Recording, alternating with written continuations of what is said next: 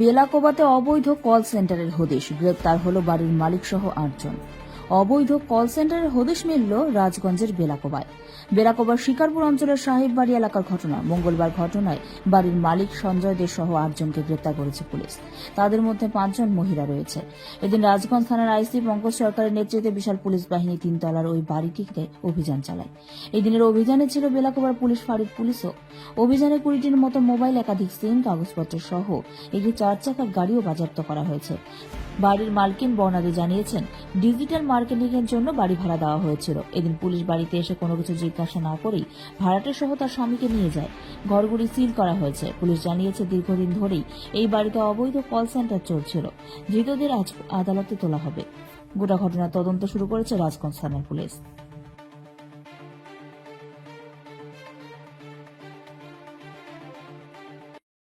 দশ 12 দিন যাবত ভাড়া আছে, ওনারা বেলাকোবা কোথায় যেন থাকতো, তো এখানে এসছে ভাড়ার জন্য। বাকি আর কিছু জানি না। কি বলছিল যখন ভাড়া নেয় তখন কি বলছিল আপনার? Digital marketing.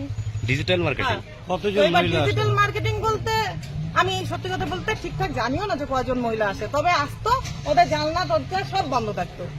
তো আপনার সন্দেহ হতো না জানলা দরজা বন্ধ? বন্ধ হতো জন্যই আমরা কালকে থানায় গেছিলাম। থানায় গিয়ে আমি বললাম যে আমাদের এখানে একটা ভাড়া আসছে, আর প্লাস আমরা তো ভাড়া দিব, ভাড়ার জন্যই তো কিছু কাগজপত্র যদি জমা দিই। তখন ওনারা বললো যে এখানে তো অত কিছু না, শিলিগুড়িতে হয়তো হয় ফর্ম টম কিছু দেয়।